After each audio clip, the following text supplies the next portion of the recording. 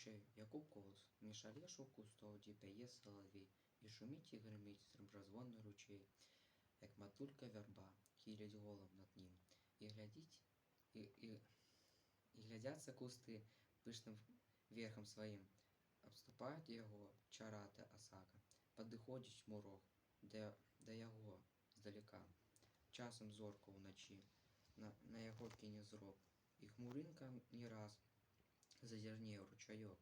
і з'яле трава над ім пасмы брыжы, і ён, жэўчук пястун,